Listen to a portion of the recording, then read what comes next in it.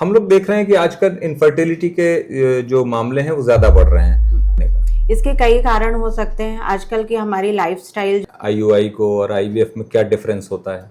IUI एक simple procedure है। Doctor, infertility क्या होता है? अगर कोई भी कपल 1 साल या उससे ज़्यादा से प्रेगनेंसी करने के लिए कोशिश कर रहा है और उसको प्रेगनेंसी नहीं हो पा रही है, तो ऐसे कपल्स को हम इनफर्टाइल कपल बोलते हैं। अच्छा, हम लोग देख रहे हैं कि आजकल इनफर्टिलिटी के जो मामले हैं वो ज्यादा बढ़ रहे हैं। आप इसमें कौन सा कारण मानती हैं कि ज्यादा कारण होगा इनफर्टिलिटी का बढ़ने का? इसके कई कारण हो सकते हैं। आजकल की हमारी लाइफस्टाइल जो है और खान पान का जो तरीका है, सेडेंट्री लाइफस्टाइल है लोगों की, एक्सरसाइज वगैरह फिजिकल एक्टिविटी नहीं होती, वो सब भी रीज़न हो सकते हैं। साथ में इन्वायरमेंटल पॉल्यूशन जो है वो भी एक बहुत बड़ा कारण है। अब किसी को यदि इनफर्टिलिटी है पुरुष में या महिला में, तो उसका इलाज कैसे अपन करते हैं? ठीक, ऐसे कपल्स को सबसे पहले तो इनफर्टिलिटी कंसल्टेंट के पास जाना चाहिए और प्रॉपर कंसल्टेशन लेना चाहिए। वहाँ पर जाएंगे वो तो उनके प्रॉपर टेस्ट कराए जाएंगे। मेल और फीमेल दोनों के अलग अलग टेस्ट होते हैं। फीमेल के लिए हम सबसे पहले ओवेरियन रिजर्व चेक करते हैं। उसके लिए हम AMH हार्मोन का टेस्ट करते हैं। इसके अलावा और भी हार्मोन होते हैं जैसे FSH, LH, prolactin, thyroid hormone, इन सब का टेस्ट किया जाता है। साथ में उनकी अल्ट्रासाउंड भी की जाती है। और मेल्स के लिए सीमेन एनालिसिस टेस्ट किया जाता है। इन सबको सारे टेस्ट देख के फिर हम डिसाइड करते हैं कि इनका क्या ट्रीटमेंट करना पड़ता है। उसके बेसिस पे या तो हम इनका ओवुलेशन इंडक्शन करते हैं या IUI करते हैं या तो फिर IVF की तरफ जाते हैं। ये तीनों चीजों को एक बार आप बताएं, आईयूआई को और आईवीएफ में क्या डिफरेंस होता है? IUI एक सिंपल प्रोसीजर है। इसमें हम पहले फीमेल पार्टनर को इंजेक्शंस लगाते हैं या कुछ मेडिकेशन देते हैं एग बढ़ाने के लिए। एग का साइज़ इंक्रीज़ होता है तो फिर हम उसको एक ट्रिगर का इंजेक्शन लगाते हैं और एग रप्चर होने के बाद मेल पार्टनर का सीमेन कलेक्ट किया जाता है। लैब में हम उसे प्रोसेस करते हैं और फिर हम उसको यूट्राइन कैविटी के अंदर कैथेटर के थ्रू इंस्टिल करते हैं। ये प्रोसेस IUI प्रोसेस होती है। और आईवीएफ में क्या होता है? IVF एक लॉन्ग प्रोसीजर होता है। इसमें ऑलमोस्ट पेशेंट को 2.5 to 3 मंथ्स का टाइम लग जाता है। और IVF के लिए पेशेंट जब हमारे पास आता है तो हम उसके पहले बेसिक इन्वेस्टिगेशन कराते हैं, जैसे हमने बताया अभी पहले डिस्कस किया है। और फिर इसके बाद पेशेंट को इंजेक्शन लगाए जाते हैं गोनाडोट्रोपिन के। वो इंजेक्शन 10 से 12 दिन तक चलते हैं। और जब एग कम्प्लीटली मैच्योर हो जाता है तो एक ट्रिगर का इंजेक्शन लगाया जाता है। उसके बाद एग कलेक्ट किए जाते हैं। एक छोटी सी प्रोसीजर होती है जो कि OT में की जाती है, अल्ट्रासाउंड गाइडेंस में होती है। एग कलेक्ट करने के बाद फिर हम IVF लैब में इसको स्पर्म से मिक्स करके रख देते हैं। ये 5 डेज तक रहते हैं इंक्यूबेशन में। उसके बाद एम्ब्रियो फॉर्म होता है और जब वो एम्ब्रियो फॉर्म हो जाता है तो एंडोमेट्रियम प्रिपरेशन करके हम फिर ये एम्ब्रियो को यूट्राइन कैविटी में ट्रांसफ़र करते हैं। ये पूरा प्रोसेस IVF प्रोसेस होता है। और ओवुलेशन इंडक्शन, सबसे पहले हम बेसिक जो ट्रीटमेंट का जो तरीका होता है वो हम ओवुलेशन इंडक्शन कर सकते हैं।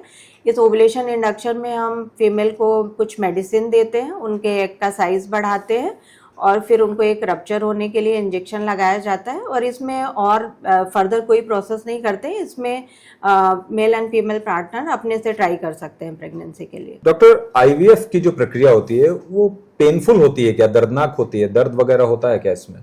नहीं, ऐसा बिल्कुल भी नहीं है। लोगों का ऐसा मिथ है कि IVF पेनफुल प्रोसीजर होता है, लेकिन ऐसा बिल्कुल भी नहीं है। इसमें हॉस्पिटल एडमिशन की ज़रूरत नहीं पड़ती है। ये डे केयर प्रोसीजर होते हैं और उसके बाद पेशेंट डिस्चार्ज कर दिए जाते हैं। इसमें इंजेक्शंस हैं जो पेशेंट को लगते हैं 10-12 दिन तक, लेकिन वो पेनलेस होते हैं, इतने पेनफुल नहीं होते हैं। अच्छा, इसको लेके बहुत सारी भ्रांतियां हैं, बहुत सारे मिथ हैं आईवीएफ को लेके। कौन कौन से मिथ्स जनरली आपके पास लोग पूछने आते होंगे और उनका सही कारण क्या है, मतलब सही चीज़ क्या है? बेसिकली एक तो यही पेशेंट पूछने आते हैं कि IVF प्रोसीजर पेनफुल होता है कि नहीं, उसका मैंने आपको बता दिया है। बाकी का लोगों का ये मानना होता है कि क्या IVF के बेबी नॉर्मल बेबीज़ जैसे ही होते हैं। तो हाँ, बिल्कुल IVF के बेबीज़ जो होते हैं वो नॉर्मल बॉर्न बेबीज़ जैसे ही होते हैं। जितना % कंजेनाइटल एनोमली के चांसेस नॉर्मल प्रेगनेंसी में होता है उतना % IVF में भी होता है। और साथ में कुछ लोग का ये मानना होता है कि आईवीएफ प्रोसेस के बाद कंप्लीट रेस्ट की ज़रूरत पड़ती है। नहीं, ऐसा बिल्कुल नहीं है। आप चाहे तो 2-3 दिन शुरुआत के रेस्ट कर सकते हैं, उसके बाद आप अपना रूटीन एक्टिविटी ज्वाइन कर सकते हैं। मतलब जिस एक नॉर्मल जो कंसीव करती है फीमेल, उसी तरीके से ये भी उसी होता जैसे है। ही लाइफस्टाइल वो आईवीएफ प्रेगनेंसी वही सावधानियां हाँ, अपने को वही उसमें सावधानियां बरत सकते हैं। आईवीएफ के लिए सही उम्र क्या है? आईवीएफ जो ट्रीटमेंट होता है उसके लिए ऐसे जो गवर्नमेंट के आरटी एक्ट में है वो 24 ईयर टू 50 ईयर की एज के बीच में हम आईवीएफ कर सकते हैं। और जो एज हम स्टार्टिंग में डिसाइड करते हैं वो पेशेंट को क्या है कि पेशेंट को क्या प्रॉब्लम है उसके बेसिस पे डिसाइड होता है। जैसे ब्लॉक ट्यूब वाले पेशेंट है, अगर ऐसे पेशेंट है तो वो अगर उनकी एज 25 भी है तो हमको उनके लिए आईवीएफ ही करना पड़ेगा, क्योंकि उनके पास और कोई ऑप्शन नहीं है। बाकी का ये आईवीएफ प्रक्रिया हम 50 साल की उम्र तक के लोगों में कर सकते हैं। आईवीएफ की जो प्रक्रिया होती है, इसके दौरान यदि कोई मानसिक तनाव है फीमेल को या मेल को, तो ये भी प्रभावित करता है उसकी सफलता को, उसकी सक्सेस को? हाँ बिल्कुल, ये आईवीएफ टेक्निक को तो अफेक्ट नहीं करता है, लेकिन अगर कोई फीमेल होगी वो स्ट्रेस्ड होगी तो प्रॉपरली मेडिसिन नहीं लेगी, उसकी डाइट अच्छी नहीं लेगी, न्यूट्रिशियस डाइट नहीं लेगी, तो ये सारी चीज़ों का अफेक्ट पड़ता है आईवीएफ में के रिजल्ट में। ऐसे लोग जो आईवीएफ कराने की सोच रहे हैं, अभी किसी भी डॉक्टर के पास या आप तक नहीं पहुंचे हैं, उनको आपकी क्या सलाह होगी? बेसिकली आईवीएफ के बारे में लोग आईवीएफ की बातें छुपाना चाहते हैं, वो किसी को बताना नहीं चाहते हैं, लेकिन ये कम्प्लीटली साइंटिफिक और मेडिकल ट्रीटमेंट है। अगर आपको ऐसी कोई समस्या है और इस टेक्निक की ज़रूरत पड़ रही है तो आप ज़रूर से डॉक्टर के पास जाएं और ये प्रक्रिया कराएं। एक और मिथ है कि लोग सोचते हैं कि आईवीएफ से हमेशा जुड़वा बच्चे ही होते हैं। ये नहीं, कितना ऐसा सही है? बिल्कुल भी नहीं है। आईवीएफ से सिंगल बेबी भी हो सकता है और ट्विंस भी हो सकते हैं। बेसिकली क्या होता है कि हम आईवीएफ प्रक्रिया में डे 5 के 2 एम्ब्रियोज का ट्रांसफ़र करते हैं, तो कभी कभी एक एम्ब्रियो अटैच हो पाता है और कभी कभी दोनों हो जाते हैं, तो इसमें सिंगल और ट्विन दोनों तरह के बेबीज हो सकते हैं। डॉक्टर साहब, एक ये एम्ब्रियो फ्रीजिंग कहलाता है, कुछ उसका नाम आता है, ये क्या चीज है? थोड़ा एम्ब्रियो फ्रीजिंग में क्या होता है कि जैसे कुछ पेशेंट है जिनका ओवेरियन रिजर्व बहुत अच्छा है, एएमएच बहुत अच्छा है, उनके हमको ज़्यादा एग पिकअप के बाद मिलते हैं, और अगर हम एम्ब्रियो बनाते हैं तो उनमें एम्ब्रियो के नंबर्स भी ज़्यादा मिलते हैं। तो हम आईवीएफ प्रोसेस में एक बार में 2 एम्ब्रियो ही डालते हैं, तो जो एम्ब्रियो बचे होते हैं उनको हम फ्रीज करके रख देते हैं लैब में। This is embryo freezing. और एग फ्रीजिंग?